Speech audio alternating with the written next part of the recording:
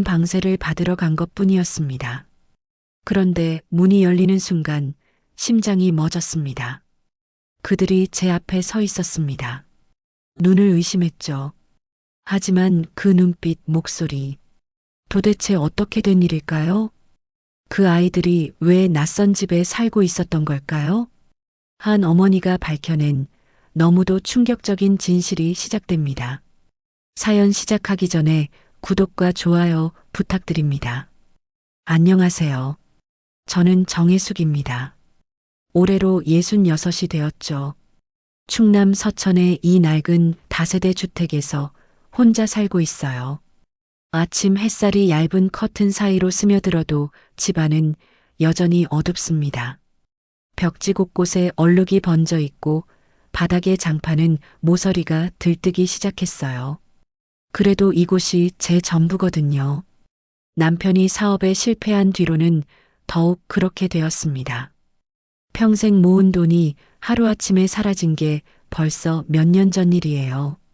그때부터 이 집 월세 수입으로만 근근히 살아왔죠. 한 달에 25만 원씩 들어오는 돈으로는 턱없이 부족하지만 그나마 다행이라고 생각하려 합니다. 창밖을 바라보면 똑같은 모양의 집들이 줄지어 서 있어요. 모두들 각자의 삶을 살아가고 있겠죠. 아무래도 저만 이렇게 멈춰 있는 것 같습니다. 은지 생각이 또 납니다. 제 외동딸이었어요. 10년 전 결혼 문제로 크게 다퉜거든요. 그 아이는 집을 나가면서 이렇게 말했습니다. 엄마는 제 인생에 대해 아무것도 모르세요. 그해 겨울, 은지는 교통사고로 세상을 떠났어요. 화해할 기회도 없이 말이죠. 그 이후로 저는 누구와도 관계를 끊고 혼자 살아왔습니다. 이웃들과 인사를 나누던 것도, 시장에서 정겨운 대화를 나누던 것도 모두 멈췄어요. 오늘도 어김없이 같은 일상이 시작됩니다. 미지근한 보리차 한 잔으로 아침을 대신하고 낡은 가계부를 펼쳐봅니다. 빨간 펜으로 표시된 숫자들이 눈에 들어와요.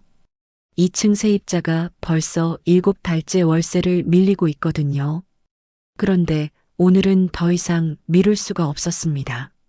관리비며 공과금이 계속 나가는데 월세가 들어오지 않으면 저도 버틸 수가 없어요. 무거운 마음으로 2층으로 올라가기로 했습니다. 계단을 오르는 발걸음이 유독 무겁게 느껴져요. 2층 문 앞에 서니 묘한 냄새가 납니다.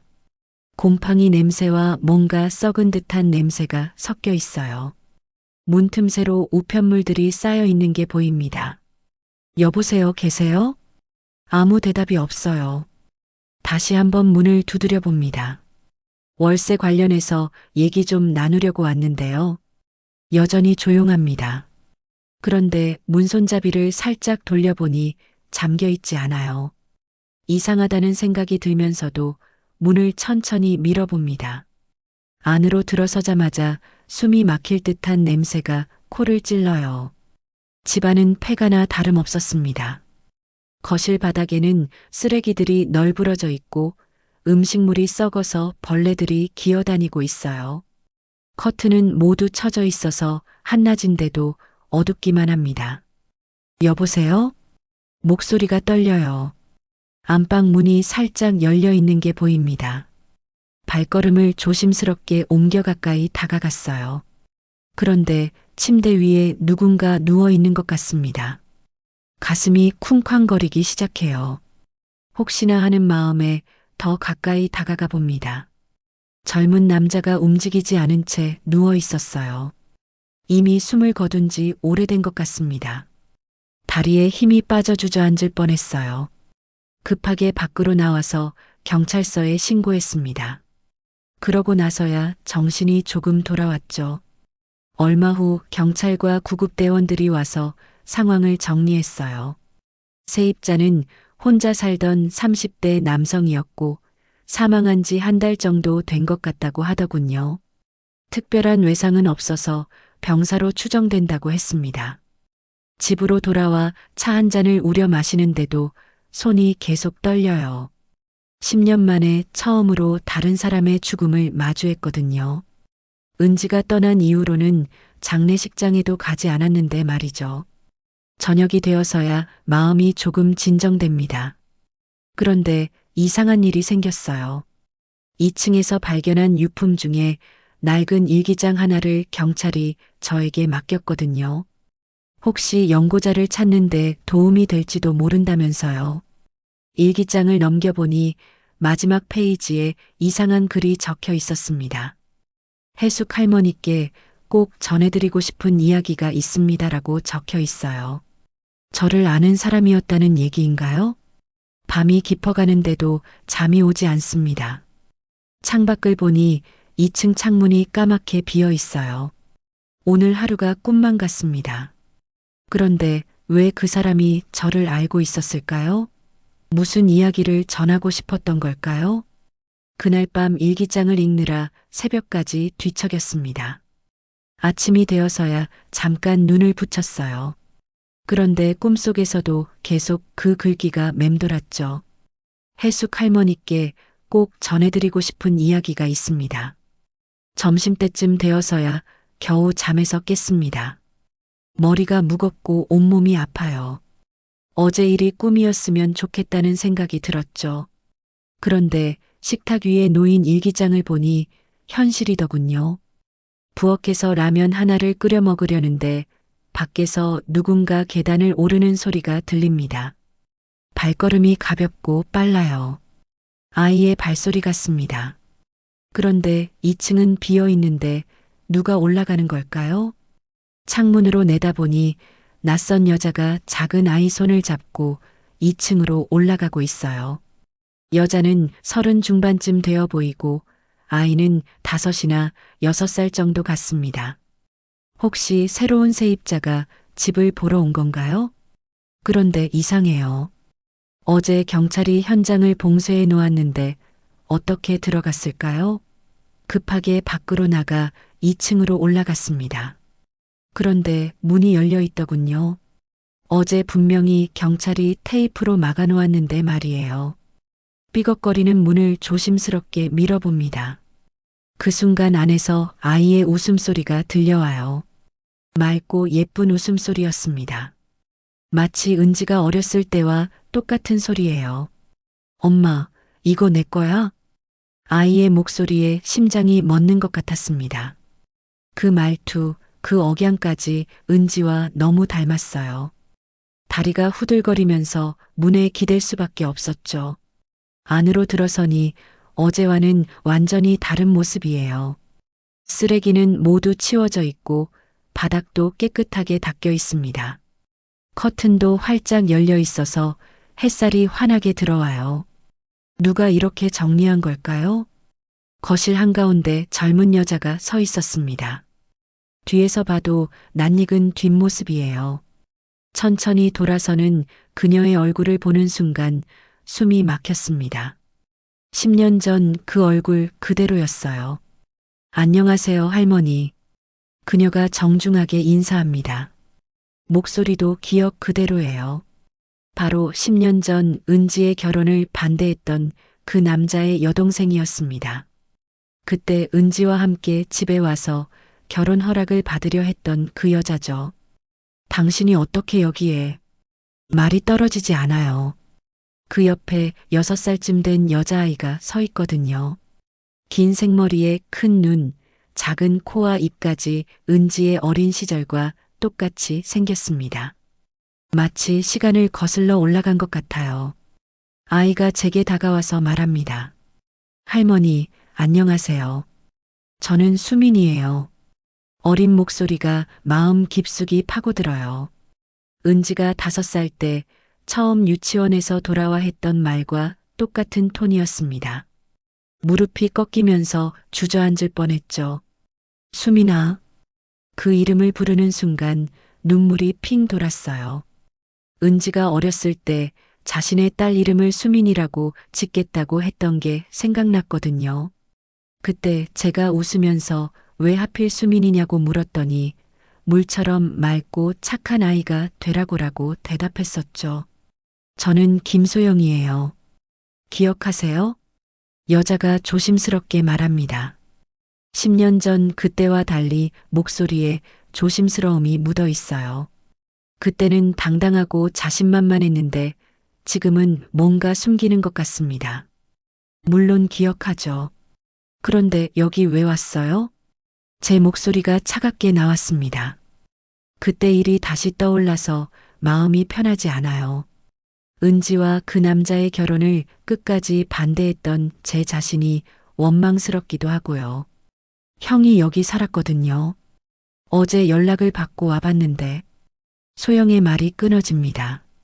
그제야 어제 죽은 그 남자가 은지의 남자친구였다는 걸 깨달았어요.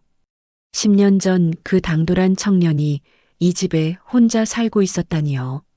오빠가 할머니 얘기를 자주 했어요. 미안하다고 사과하고 싶다고 늘 말했거든요. 가슴이 무너지는 것 같았습니다. 그 남자가 은지 일로 저를 원망하고 살았을 거라고 생각했는데 오히려 미안해했다는 게 믿어지지 않아요. 수민이가 제 옆에 와서 작은 손으로 제 손을 잡습니다. 따뜻하고 부드러운 손이에요. 은지의 손길이 이랬었죠. 할머니, 슬퍼요? 아이의 순수한 질문에 더 이상 눈물을 참을 수가 없었습니다. 10년 동안 꽁꽁 얼어붙어 있던 마음 한구석이 녹아내리는 것 같아요. 아니야, 수민아. 할머니는 괜찮단다. 거짓말이었지만 아이 앞에서 울 수는 없었어요. 그런데 수민이가 제 얼굴을 빤히 들여다보더니 이렇게 말합니다. 우리 엄마가 그랬어요. 할머니가 보고 싶다고. 순간 온몸에 소름이 돋았습니다. 수민이의 엄마가 누구를 말하는 건가요? 설마 은지를 말하는 건 아니겠죠?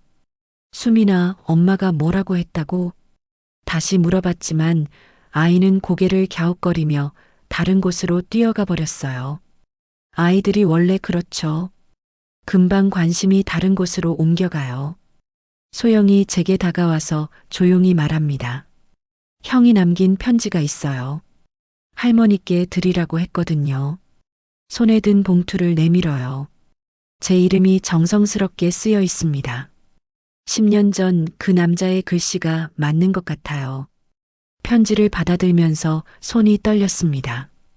이 안에 무슨 내용이 들어 있을까요? 혹시 은지에 대한 이야기가 적혀 있을까요? 그런데 수민이는 물어보려던 말을 멈췄습니다. 아이가 어디서 왔는지, 왜 은지와 닮았는지 묻고 싶었지만 차마 입이 떨어지지 않아요. 소영이 제 마음을 알아채는 듯 말합니다. 복잡한 사정이 있어요. 나중에 천천히 말씀드릴게요. 그 순간 수민이가 방 안에서 뛰어나와 소영의 치마를 붙잡습니다. 이모, 배고파요. 그래, 밥 먹으러 가자. 소영이 수민이의 손을 잡고 일어섭니다. 그런데 아이가 갑자기 제게 다가와서 말해요. 할머니도 같이 가요. 엄마가 할머니랑 밥 먹으라고 했어요. 또 그 말이에요. 수민이가 말하는 엄마가 정말 은지인 걸까요? 그럴 리는 없는데 왜 자꾸 그런 말을 하는 걸까요? 세 사람이 집을 나서는데 뒤돌아보니 2층 창문에서 누군가 저희를 내려다보는 것 같았어요. 하지만 다시 보니 아무것도 없었습니다. 바람에 흔들리는 커튼일 뿐이었죠. 집으로 돌아와 편지를 펼쳐봤습니다. 그런데 첫 줄을 읽는 순간 온몸이 얼어붙었어요. 할머니, 은지 누나가 아직 살아있습니다라고 적혀 있었거든요. 이건 단순한 일이 아니라는 직감이 들었습니다. 뭔가 큰 비밀이 숨겨져 있는 것 같아요. 창밖을 보니 어둠이 내리고 있었고 제 얼굴에는 불안함이 가득했습니다. 편지를 읽고 난 뒤 밤새 뒤척였습니다. 은지 누나가 아직 살아있습니다라는 문장이 머릿속에서 맴돌아요. 그럴 리가 없다고 생각하면서도 한편으로는 간절한 마음이 들었죠. 혹시나 하는 마음에 편지를 다시 펼쳐봤습니다. 할머니께서 늘 궁금해하실 것 같아서 이 글을 남깁니다. 은지 누나는 그날 사고 현장에서 살아났어요. 하지만 기억을 잃었고 다른 사람으로 살아가고 있습니다. 제가 계속 지켜봤지만 누나는 할머니를 기억하지 못했어요. 그래서 차마 말씀드릴 수가 없었습니다. 손이 덜덜 떨렸어요. 이런 일이 가능한 건가요? 10년 전 분명히 장례식장에서 은지를 보냈는데 말이에요. 그런데 편지는 계속 이어졌습니다. 누나에게는 지금 다른 이름으로 살고 있다고 말해뒀어요. 그래서 할머니를 찾지 못했던 거예요. 하지만 최근에 조금씩 기억이 돌아오는 것 같습니다. 아이를 보면서 자꾸 할머니 얘기를 해요. 아이. 그 말에 어제 만난 수민이가 떠올랐어요. 혹시 그 아이가 은지의 딸인 건가요? 그렇다면 왜 소영이가 데리고 있는 걸까요? 다음 날 아침 일찍 소영이 수민이와 함께 찾아왔습니다. 아이는 어제보다 더욱 은지를 닮아 보였어요. 특히 웃을 때 눈가에 생기는 주름까지 똑같았죠. 할머니, 안녕하세요. 수민이가 밝게 인사합니다. 제품에 안겨오는 아이를 보니 마음이 따뜻해져요. 이 아이가 정말 은지의 딸일까요? 소영이 조심스럽게 말을 꺼냅니다. 어제 갑자기 찾아와서 죄송했어요. 사실 할머니께 말씀드릴 게 있어서 왔거든요. 거실에 앉아 차를 대접하면서 소영의 말을 기다렸어요. 그런데 그녀가 입을 열면서 한 말은 예상과 달랐습니다. 제 이름은 윤서예요. 소영이 아니라요. 순간 당황했어요. 그럼 10년 전 그 여자가 아니라는 건가요? 하지만 얼굴은 분명히 똑같은데 말이에요. 소영은 제 언니거든요. 쌍둥이 언니요. 언니가 지금 급한 일이 있어서 수민이를 제가 잠시 맡고 있어요. 그럼 수민이는 언니의 아이예요. 잠시 맡고 있는 거죠. 윤서의 설명을 들으면서도 뭔가 석연치 않았어요. 아이를 보는 그녀의 눈빛이 단순히 조카를 보는 것 같지 않거든요. 마치 자신의 아이를 보는 것 같은 깊은 애정이 느껴졌습니다. 수민이가 제 무릎에 앉아서 작은 손으로 제 손을 만지작거려요. 그런데 그 순간 깜짝 놀랐습니다. 아이가 손가락을 꼼지락거리는 습관이 은지와 똑같았거든요. 은지는 어렸을 때부터 생각에 잠기면 늘 손가락을 이렇게 움직였어요. 제가 그러면 손가락이 아프다고 말해도 계속 그랬죠. 그런데 이 아이도 똑같은 습관을 가지고 있다니요. 수민아, 손가락 만지면 아프단다. 제가 말하자 아이가 고개를 갸웃거려요. 엄마도 그런 말 했어요. 똑같네요. 가슴이 쿵하고 내려앉았어요. 수민이의 엄마가 누구인지 점점 더 궁금해집니다. 설마 정말 은지인 건 아닐까요? 윤서가 아이를 보며 말합니다. 수민아, 여기서 조금만 놀고 있을래? 이모가 할머니랑 얘기 좀 할게. 아이가 고개를 끄덕이고 장난감을 가지고 놀기 시작해요. 윤서가 제게 가까이 다가와서 조용히 말합니다. 사실 할머니께 부탁드릴 일이 있어서 왔어요. 무슨 부탁인가요? 수민이를 며칠만 맡아주실 수 있을까요? 언니가 갑자기 일이 생겨서 한동안 돌볼 수가 없거든요. 갑작스러운 부탁에 당황했어요. 아이를 키워본 지가 언제인데 지금 와서 아이를 맡으라니요. 게다가 남의 아이를 말이에요. 갑자기 그런 부탁을 하시면 곤란해요. 저도 나이가 있는데 일주일만요. 정말 일주일만 부탁드릴게요. 윤서의 목소리에 간절함이 묻어 있어요. 하지만 선뜻 받아들이기 어려웠습니다. 아무리 아이가 은지를 닮았다고 해도 남의 아이거든요. 그런데 수민이가 갑자기 제게 달려와서 말합니다. 할머니, 저 여기 있고 싶어요. 할머니 집이 좋아요. 아이의 맑은 눈을 보니 거절하기가 어려워져요. 은지도 어렸을 때 이렇게 제 치마를 붙잡고 응석을 부렸었죠. 그래도 갑자기 이런 부탁을 하시면 할머니, 제발 부탁드려요. 다른 곳에 맡길 데가 없어요. 윤서가 거의 애원하는 투로 말해요. 뭔가 숨기는 게 있는 것 같지만 아이 앞에서 계속 거절하기도 미안했습니다. 결국 며칠만 맡기로 했어요. 윤서는 고맙다며 몇 번이나 인사하고 급하게 떠났습니다. 수민이의 짐도 제대로 챙겨주지 않고 말이에요. 아이와 둘만 남자 어색했어요. 10년 동안 혼자 살아온 집에 갑자기 아이가 있으니 뭘 해야 할지 모르겠더군요. 할머니, 배고파요. 수민이가 제 옆에 와서 말해요. 그제야 정신이 들었습니다. 아이 밥부터 챙겨야겠어요. 냉장고를 열어보니 있는 게 별로 없어요. 계란 몇 개와 김치, 그리고 밥 조금이 전부였습니다. 계란찜이라도 만들어줘야겠어요. 수민아, 계란찜 좋아하니? 네. 엄마가 해준 거랑 똑같이 해주세요. 또 엄마 얘기네요. 아이의 엄마가 계란찜을 어떻게 만들어줬는지 궁금했지만 묻지 않았어요. 아직 확실하지 않은 일로 아이를 혼란스럽게 할 수는 없거든요. 계란찜을 만들어주니 아이가 맛있게 먹어요. 먹는 모습까지 은지와 똑같았습니다. 숟가락 드는 법, 입 주변을 닦는 습관까지 말이에요.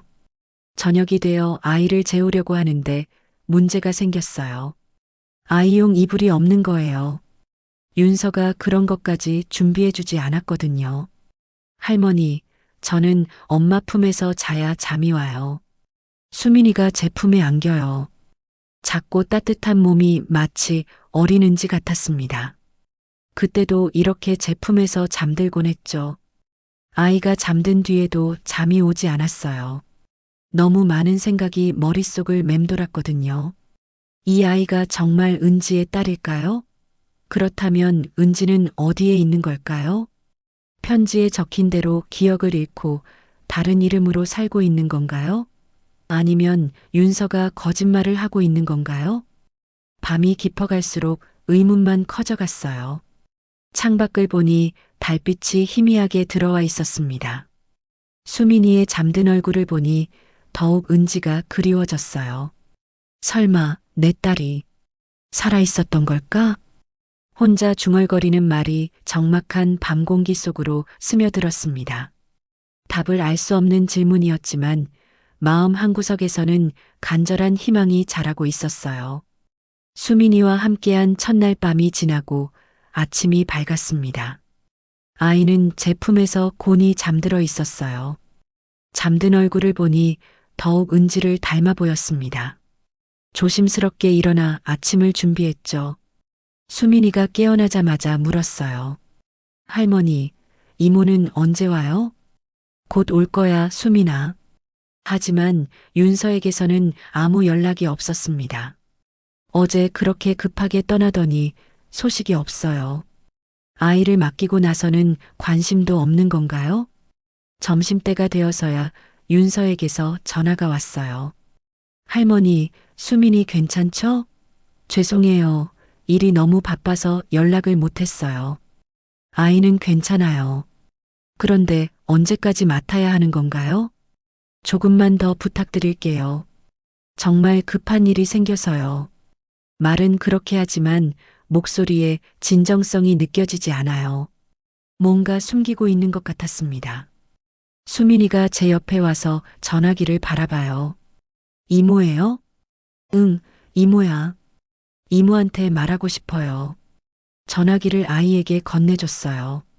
수민이가 받더니 이렇게 말합니다. 이모, 언제 와요? 엄마는 언제 와요? 아이의 목소리가 조금 서글퍼요. 아무래도 엄마가 그리운가 봅니다. 그런데 윤서가 뭐라고 대답하는지 아이 표정이 어두워져요. 네, 알겠어요. 전화를 끊고 나서 수민이가 풀이 죽어 있어요. 무슨 말을 들었길래 이럴까요? 수민아, 무슨 말 했어? 엄마가 아직 못 온다고 했어요. 할머니하고 잘 지내라고요. 가슴이 답답해져요. 아이의 엄마가 누구인지도 모르겠고 윤서는 계속 모호한 말만 하고 있어요. 이런 식으로는 안 되겠다는 생각이 들었습니다. 그날 저녁 수민이를 재운 뒤 결심했어요. 윤서가 어디서 어떻게 사는지 직접 확인해 봐야겠다고 말이죠. 어제 급하게 떠날 때 흘린 말로 봐서는 이 근처에 사는 것 같았어요. 다음 날 아침 일찍 수민이를 이웃에 잠깐 맡기고 나섰습니다. 이웃 할머니가 아이를 좋아하셔서 기꺼이 봐주겠다고 하시더군요. 윤서를 찾기 위해 동네를 돌아다녔어요. 그런데 생각보다 어렵지 않게 찾을 수 있었습니다. 슈퍼 아줌마가 그 젊은 여자? 저기 언덕 위 빨간 지붕집에 산다고 알려주시더군요. 언덕길을 올라가니 정말 빨간 지붕의 낡은 단독주택이 보였어요. 담장 너머로 집안이 훤히 들여다 보였습니다. 창문을 통해 안을 살펴보니 허름한 재봉틀이 놓여 있더군요. 윤서가 재봉틀 앞에 앉아서 열심히 일하고 있었어요. 새벽부터 이런 일을 하고 있었던 건가요? 얼굴이 많이 상해 보였습니다. 10년 전 그 당당했던 모습과는 너무 달랐어요. 그런데 거실 한쪽에서 아이 하나가 TV 앞에서 잠들어 있는 게 보였습니다. 수민이보다 조금 어려 보이는 남자아이였어요. 이불도 제대로 덮지 않은 채 바닥에서 자고 있더군요. 윤서에게 아이가 있었나요? 어제 수민이를 맡기면서 그런 얘기는 전혀 하지 않았는데 말이에요. 그럼 자기 아이도 제대로 돌보지 못하면서 수민이까지 맡으려고 했던 건가요? 분노가 치밀어 올랐어요. 그 집안은 예나 지금이나 변한 게 없더군요.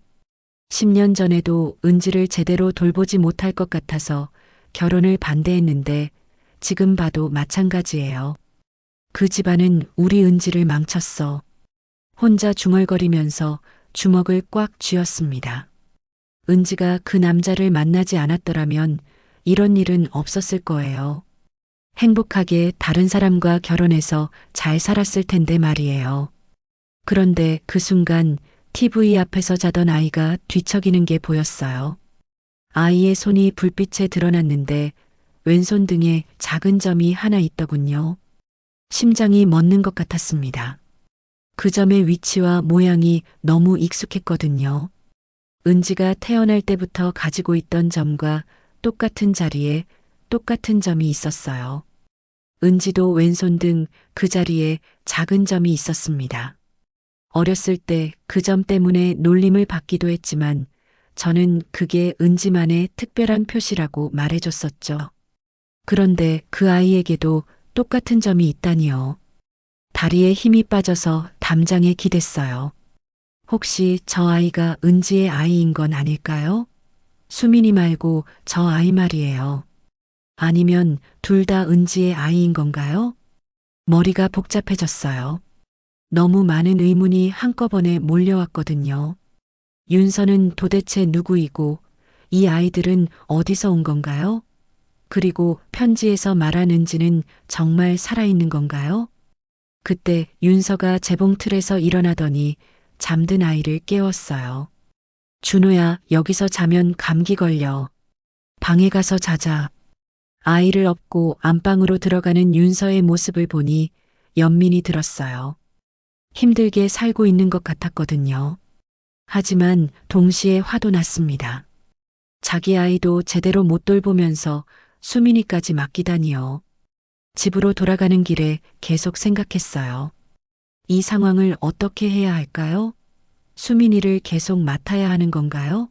아니면 윤서에게 따져봐야 하는 건가요? 이웃집에서 수민이를 데려와서 점심을 차려줬어요. 아이가 밥을 먹는 모습을 보니 더욱 혼란스러워졌습니다. 이 아이가 정말 은지의 딸인지 확인하고 싶었지만 어떻게 물어봐야 할지 모르겠어요. 수민아, 할머니가 궁금한 게 있는데. 네, 너의 엄마는 어떤 분이시니? 아이가 잠깐 생각하더니 이렇게 대답해요. 엄마는 예뻐요. 그리고 노래를 잘해요. 할머니랑 닮았어요. 마지막 말에 가슴이 철렁했어요. 할머니랑 닮았다니요? 혹시 은지를 말하는 건가요? 할머니랑 어떻게 닮았는데? 웃을 때요.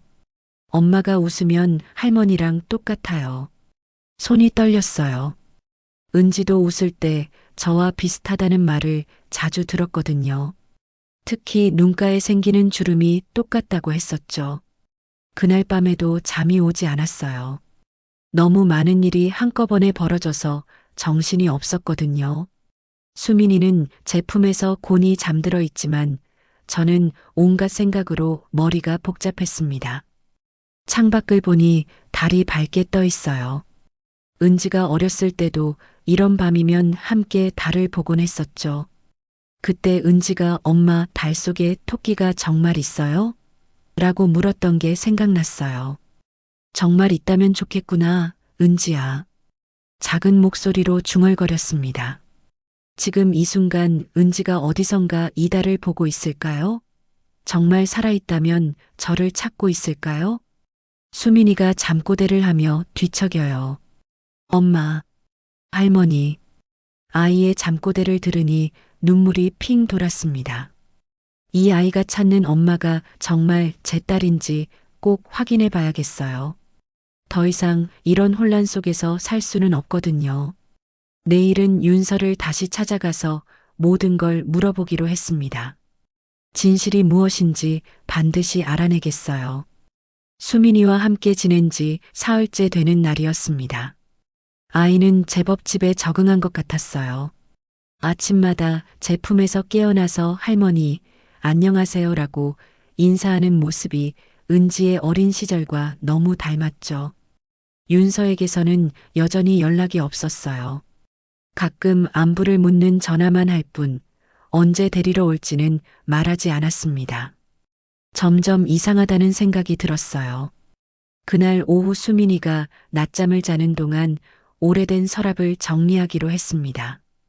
이사 온 지 몇 년이 되었는데도 정리하지 못한 것들이 많았거든요. 특히 안방 옷장 밑에 있는 낡은 서랍장은 손도 대지 못했었어요.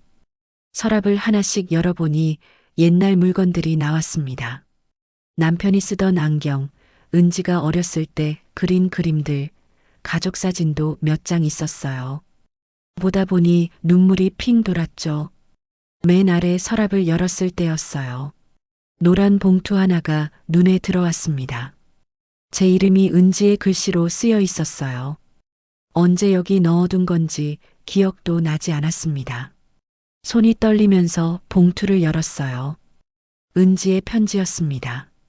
10년 전 집을 나가기 전에 써둔 것 같았어요. 엄마께 이 편지를 읽고 계신다면 아마 많은 시간이 흘렀을 거예요. 엄마, 언젠가 진실을 알게 될 거야. 나 미워하지 마. 첫 문장부터 가슴이 무너져 내렸어요. 진실이라니 무슨 진실을 말하는 건가요? 편지는 계속 이어졌습니다. 엄마가 제 결혼을 반대하는 진짜 이유를 알게 되었어요. 아빠의 빚 때문이었죠. 제가 좋은 집안과 결혼해서 그 돈을 해결해야 한다고 생각하셨던 거잖아요. 손에서 힘이 빠져 편지가 떨어질 뻔했어요. 은지가 알고 있었다니요. 그때 남편의 사업 실패로 빚이 많았던 건 사실이었지만 그걸 딸에게 떠넘기려던 건 아니었는데요. 하지만 저는 사랑하는 사람과 결혼하고 싶어요.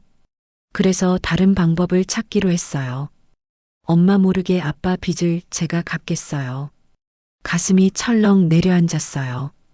은지가 무슨 일을 한 건가요? 위험한 일이지만 돈을 빨리 벌 수 있는 방법이 있어요.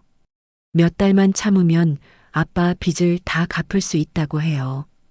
그러면 엄마도 제 결혼을 허락해 주시겠죠? 편지를 읽는 손이 덜덜 떨렸어요. 위험한 일이라니 은지가 무슨 일에 휘말린 건가요? 만약 제게 무슨 일이 생기더라도 엄마 탓이 아니에요. 제가 선택한 일이니까요. 그러니까 자책하지 마세요. 바로 그 순간 이해했어요. 은지가 교통사고를 당한 게 우연이 아니었구나. 남편의 빚을 갚기 위해 위험한 일을 하다가 사고를 당한 거였어요. 내가 딸을 죽게 만든 거였어. 혼자 중얼거리며 바닥에 주저앉았습니다. 10년 동안 은지를 원망했는데 정작 은지는 저희 가족을 위해 희생한 거였어요. 편지 마지막 부분에는 이런 말이 적혀 있었습니다. 엄마, 저를 기억해 주세요. 하지만 너무 슬퍼하지는 마세요. 저는 엄마를 사랑해요. 눈물이 쏟아져 내렸어요. 은지가 마지막까지 저를 걱정했다는 게 더욱 마음을 아프게 했습니다. 그때 수민이가 잠에서 깨어 제게 다가왔어요. 할머니, 왜 울어요? 아이의 맑은 눈을 보니 더 이상 눈물을 참을 수가 없었어요. 이 아이가 정말 은지의 딸이라면 은지는 어디서 무엇을 하고 있는 걸까요? 할머니 괜찮아요. 엄마가 그랬어요. 할머니는 착한 분이라고. 수민이가 제 등을 토닥여줘요. 작은 손길이 따뜻했습니다. 편지를 다시 읽어보니 제가 얼마나 잘못 생각하고 있었는지 깨달았어요. 은지를 이기적인 아이라고 생각했는데 사실은 가족을 위해 모든 걸 희생하려 했던 거였죠. 그날 밤 수민이를 재우고 나서 오랫동안 생각했어요. 10년 전 그날 은지와 마지막으로 나눈 말이 계속 떠올랐습니다. 엄마는 제 인생에 대해 아무것도 모르세요. 그때는 버릇없는 말이라고 생각했는데 지금 보니 은지가 얼마나 답답했을지 이해가 됐어요. 모든 걸 혼자 짊어지고 있었는데 저는 알아주지 못했으니까요. 편지를 가슴에 꼭 안고 잠들었습니다. 꿈속에서 어린 은지가 나타나서 말했어요. 엄마, 이제 알겠어요? 꿈속에서도 눈물이 났어요. 너무 늦게 알았다고 미안하다고 말하고 싶었지만 말이 나오지 않았습니다. 아침에 눈을 떠보니 수민이가 제 옆에서 자고 있었어요. 잠든 얼굴이 평화로워 보였습니다. 이 아이를 통해 은지와 다시 만날 수 있을까요? 은지의 편지를 읽고 난 뒤 마음이 복잡했습니다. 10년 동안 품고 있던 오해가 풀렸지만 동시에 더 큰 의문이 생겼어요. 수민이가 정말 은지의 딸이라면 윤서는 왜 거짓말을 했을까요? 그날 오후 수민이를 이웃에 다시 맡기고 윤서의 집으로 향했습니다. 이번에는 직접 만나서 모든 걸 물어봐야겠다고 결심했어요. 더 이상 이런 불안한 상태로는 살 수 없거든요. 언덕 위 빨간 지붕집에 도착했을 때 집안이 조용했어요. 재봉틀 소리도 들리지 않고 아무 움직임이 없었습니다. 혹시 외출한 건가 싶어서 담장 너머로 살펴봤죠. 그런데 거실 바닥에 휴지가 몇 장 떨어져 있는 게 보였어요. 자세히 보니 빨간 얼룩이 묻어 있었습니다. 피처럼 보이는 얼룩이었어요. 가슴이 철렁했습니다. 혹시 무슨 일이 생긴 건 아닐까요? 문을 두드려 봤지만 대답이 없어요. 문 손잡이를 돌려보니 잠겨 있지 않았습니다. 윤서 씨 계세요? 조심스럽게 집 안으로 들어갔어요. 거실 쓰레기 봉투를 보니 피가 묻은 휴지들이 가득 들어 있었습니다. 상당히 많은 양이었어요. 안방에서 기침 소리가 들려왔어요. 쌕쌕거리는 거친 기침 소리였습니다. 문을 살짝 열어보니 윤서가 침대에 누워 있었어요. 윤서 씨? 그녀가 고개를 돌리더니 깜짝 놀란 표정을 지어요. 얼굴이 많이 야위어 있었고 입술이 창백했습니다. 며칠 사이에 이렇게 안 좋아진 건가요? 할머니, 어떻게 여기까지? 수민이 일로 할 말이 있어서 왔어요. 그런데 몸이 많이 안 좋아 보이는군요. 윤서가 일어나려다가 다시 기침을 했어요. 이번에는 피가 섞여 나왔습니다. 휴지로 입을 닦는데 빨간 피가 묻어 있더군요. 병원에 가봐야겠어요. 이건 그냥 넘길 일이 아니에요. 괜찮아요. 감기일 뿐이에요. 하지만 누가 봐도 감기가 아니었어요. 윤서의 상태는 심각해 보였습니다. 억지로 일어나는 그녀를 부축해서 병원으로 데리고 갔어요. 응급실에서 검사를 받는 동안 제가 보호자 역할을 했습니다. 윤서에게 가족이 있는지 물어봤지만 혼자 산다고 하더군요. 그럼 집에 있던 그 아이는 누구인지 궁금했지만 일단 치료가 먼저였어요. 몇 시간 후 의사가 나와서 말했습니다. 폐암 말기입니다. 상당히 진행된 상태예요. 머리가 하얘졌어요. 폐암 말기라니요. 그럼 윤서가 얼마나 더 살 수 있는 건가요? 얼마나 더? 길어야 몇 달 정도로 보입니다. 가족들과 상의해서 치료 방향을 결정하셔야 해요. 병실로 돌아가니 윤서가 천장을 바라보며 누워 있었어요. 검사 결과를 들었는지 표정이 어두웠습니다. 윤서 씨, 가족들에게 연락해야겠어요. 가족은 없어요. 그냥 저 혼자예요. 그럼 집에 있던 그 아이는 누구예요? 윤서가 잠시 망설이더니 눈물을 흘리기 시작했어요. 조용히 흐르는 눈물이 베개를 적셨습니다. 할머니, 죄송해요. 거짓말을 했어요. 무슨 거짓말이요? 수민이는 제 아이가 아니에요. 가슴이 뛰기 시작했어요. 그럼 수민이는 누구의 아이라는 건가요? 이 아이는 언니, 은지 언니의 아이예요. 순간 숨이 막혔어요. 역시 수민이가 은지의 딸이었구나. 제 손녀였던 거예요. 은지 언니는 사고가 아니라 남편을 구하다가 돌아가셨어요. 윤서의 고백이 계속 이어졌습니다. 10년 전 그날의 진실이 서서히 드러나고 있었어요.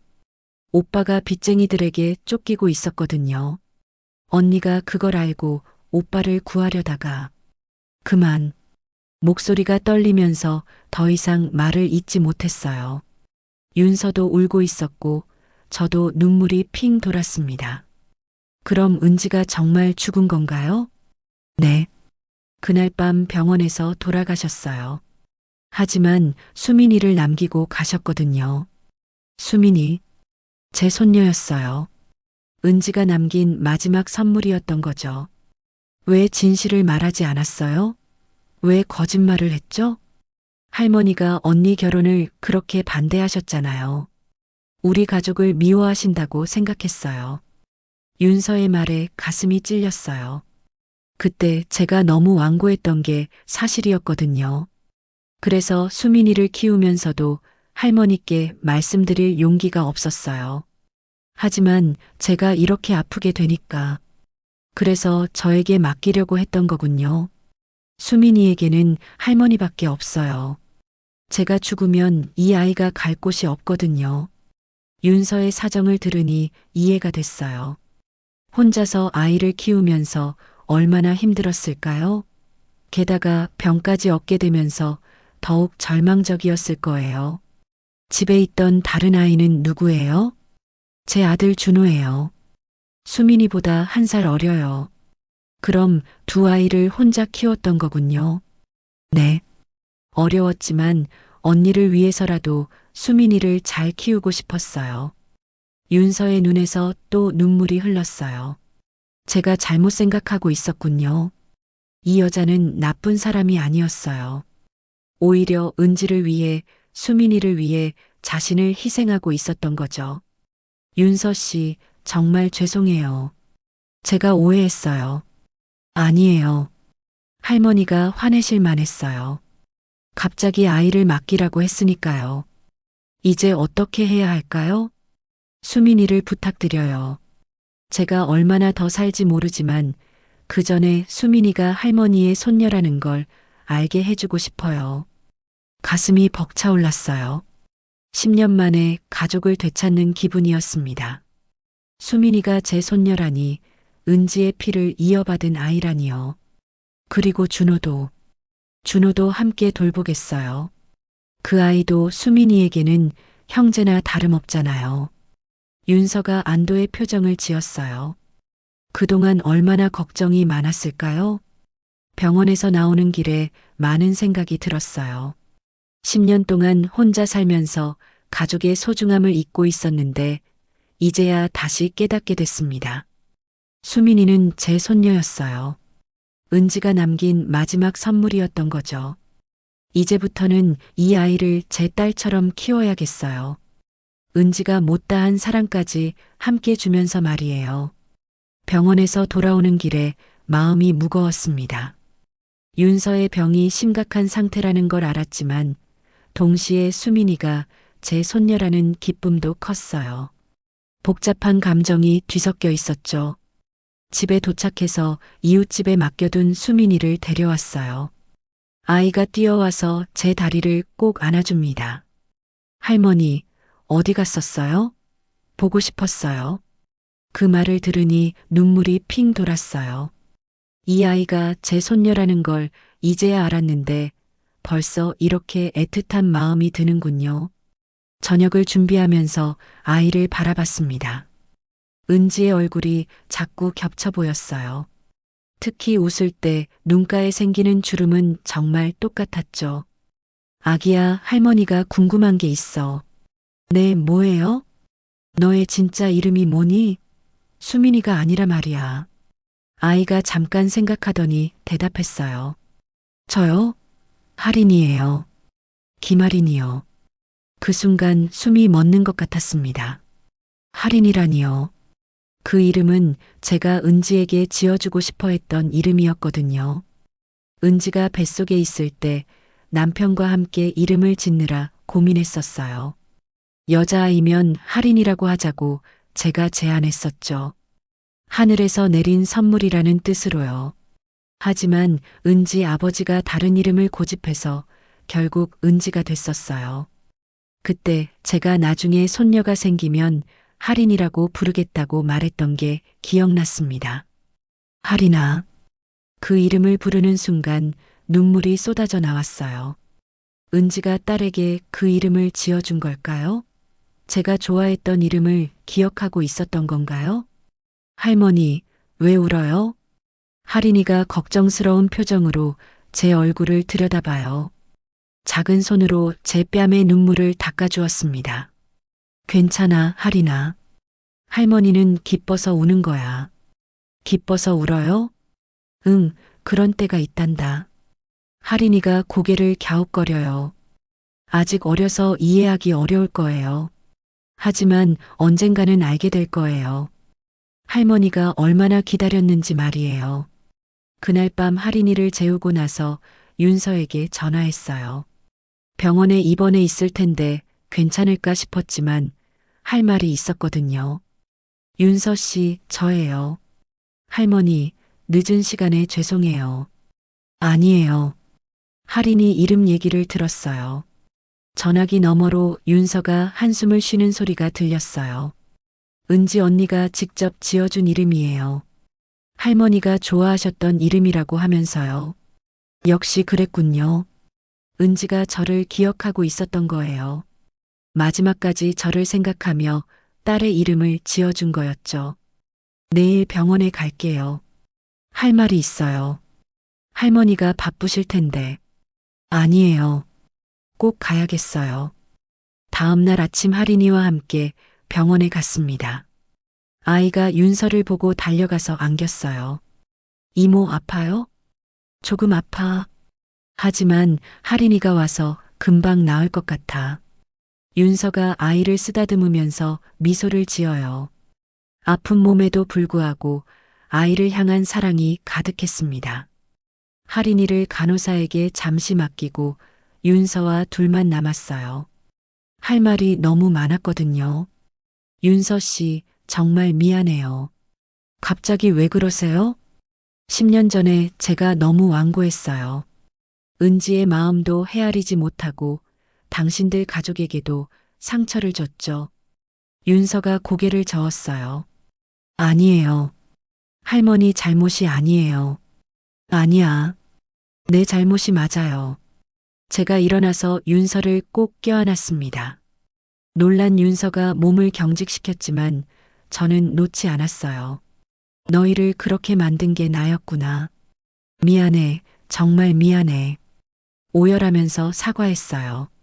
10년 동안 쌓인 죄책감과 후회가 한꺼번에 쏟아져 나왔습니다. 윤서도 울기 시작했어요. 둘이 안고 울었죠. 오랫동안 쌓였던 오해와 상처가 조금씩 녹아내리는 것 같았어요. 윤서야, 이제부터 내가 병원비를 낼게. 안 돼요. 그럴 수는 없어요. 안 될 게 뭐 있어? 우리가 가족인데. 가족이라고 하셨어요? 당연하지. 할인이가 내 손녀인데 당신은 할인이 이모잖아. 그럼 우리가 가족이지. 윤서의 눈에서 새로운 눈물이 흘렀어요. 이번에는 기쁨의 눈물이었습니다. 정말 가족이라고 생각해 주세요? 그럼 당연하지. 그날부터 윤서의 치료비를 제가 대기로 했어요. 많은 돈이 들겠지만 상관없었습니다.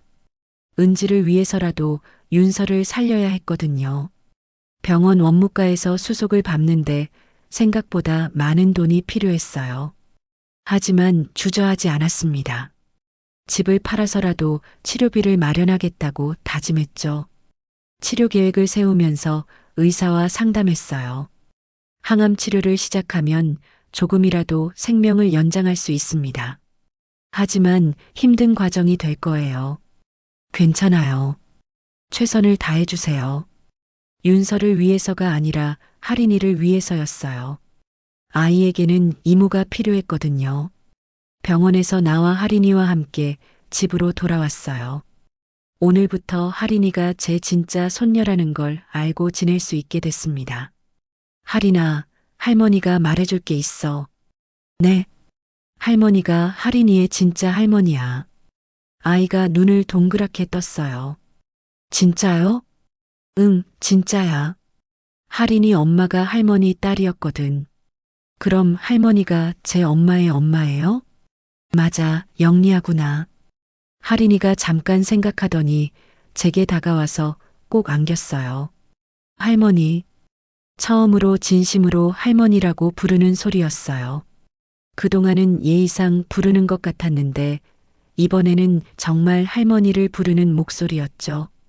할머니도 할인이가 정말 좋아. 그날 밤 할인이를 재우면서 은지 얘기를 해줬어요. 엄마가 얼마나 예쁘고 착한 사람이었는지, 할인이를 얼마나 사랑했는지 말해줬습니다. 엄마가 하늘에서 할인이를 지켜보고 있을 거야. 정말요? 정말이야. 그리고 할머니도 이제부터 할인이를 지켜줄게. 할인이가 환하게 웃었어요. 그 미소가 은지와 너무 닮아서 또 눈물이 날 뻔했습니다. 이제 새로운 시작이에요. 잃어버린 가족을 되찾았고 할인이와 함께 새로운 추억을 만들어갈 수 있게 됐습니다. 은지가 남긴 마지막 선물을 소중히 키워나가겠어요. 윤서의 항암 치료가 시작된 지 석 달이 지났습니다. 처음에는 희망을 가지고 있었지만 병의 진행을 막을 수는 없었어요. 윤서는 점점 약해져 갔습니다. 그 기간 동안 저는 매일 병원을 오가며 윤서를 돌봤어요. 할인이도 함께 데리고 가서 이모를 만나게 했죠.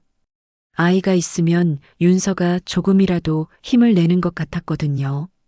할머니, 이모가 왜 자꾸 아파요? 할인이가 걱정스러운 표정으로 물어봤어요. 어린아이에게 어떻게 설명해야 할지 어려웠습니다. 이모가 많이 아프거든. 하지만 우리가 옆에 있어주면 덜 아플 거야. 그럼 저도 계속 옆에 있을게요. 할인이의 순수한 마음이 고마웠어요. 아이는 매일 이모를 위해 그림을 그려갔고 윤서는 그 그림들을 병실벽에 붙여놓았습니다. 윤서의 상태가 급격히 나빠진 건 겨울이 시작될 무렵이었어요. 의사는 이제 며칠을 넘기기 어려울 것 같다고 했습니다. 마지막 날 윤서가 저를 불렀어요. 할머니, 부탁이 있어요. 무슨 부탁인지 말해봐. 할인이를 꼭 행복하게 해주세요. 언니 대신. 윤서의 목소리가 약해서 거의 들리지 않았어요. 하지만 그 간절함은 충분히 전해졌습니다. 당연히 그럴 거야. 걱정하지 마. 그리고 준호도 잊지 말아주세요. 준호는 윤서의 아들이었어요. 할인이와 함께 키우기로 했는데 윤서는 마지막까지 아이들을 걱정했습니다. 두 아이 모두 내가 잘 키울게. 약속할게. 윤서가 안도의 미소를 지었어요. 그리고 며칠 후 평온하게 눈을 감았습니다. 마치 오랜 여행을 마치고 집으로 돌아가는 것처럼 편안한 얼굴이었어요. 장례를 치르면서 많은 생각을 했습니다. 윤서도 은지처럼 너무 일찍 세상을 떠났어요. 하지만 그녀가 남긴 사랑은 계속 남아있을 거예요. 그 후 1년이 흘렀습니다. 저는 하린이와 준호와 함께 은지가 좋아하던 바닷마을로 이사했어요. 은지가 어렸을 때 가족여행으로 갔던 곳이었죠. 엄마가 여기를 좋아했다고 했지?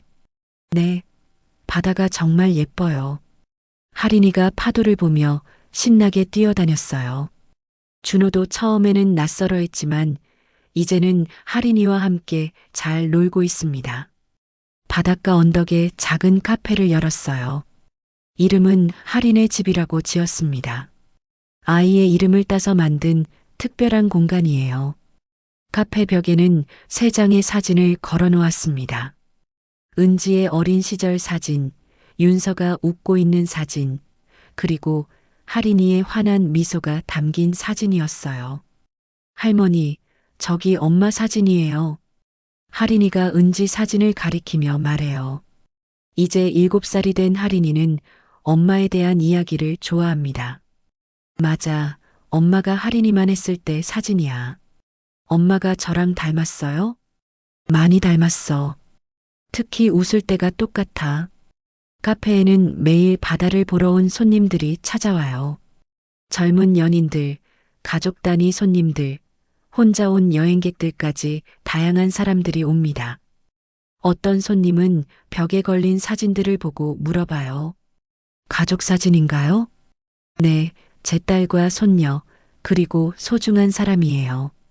더 이상 자세한 설명은 하지 않아요. 각자의 이야기가 있다는 것만으로도 충분하니까요. 저녁이 되면 하린이와 준호와 함께 바닷가를 산책합니다. 아이들이 조개 껍데기를 주우며 뛰어다니는 모습을 보면 마음이 평온해져요. 할머니, 우리 계속 여기서 살 거예요? 그럼 하린이가 좋아하면 계속 살자. 저는 여기가 정말 좋아요. 바다도 예쁘고 할머니도 있고. 아이의 말을 들으니 가슴이 따뜻해졌어요. 이제야 진짜 가족이 된 것 같았습니다. 밤에 아이들을 재우고 혼자 바다를 바라봅니다. 파도 소리를 들으며 지난 일들을 되돌아봐요. 10년 전 그때로 돌아갈 수 있다면 은지에게 더 많은 사랑을 주고 싶어요. 윤서에게도 더 따뜻하게 대했을 텐데요. 하지만 후회만 하고 살 수는 없어요. 이제는 앞으로의 시간이 더 중요하니까요. 하린이와 준호가 행복하게 자랄 수 있도록 돕는 게 제 역할이에요. 사랑은 때로 후회 뒤에 피어난다는 걸 깨달았습니다. 잃고 나서야 소중함을 아는 게 인간의 마음인가 봐요. 하지만 용서로 이어진 사랑은 더 깊고 진실해요. 그리고 그런 사랑은 영원히 남는다는 것도 알게 됐습니다. 내일도 아이들과 함께 바다를 보며 새로운 하루를 시작할 거예요. 은지와 윤서가 남긴 사랑을 이어가면서 말이에요. 어떠셨나요? 오늘 준비한 이야기는 여기까지입니다. 영상을 시청해주신 모든 분들께 고맙습니다. 느끼신 감정을 댓글로 남겨주세요. 구독과 좋아요 부탁드립니다. 감사합니다. 건강하시고 행복하세요.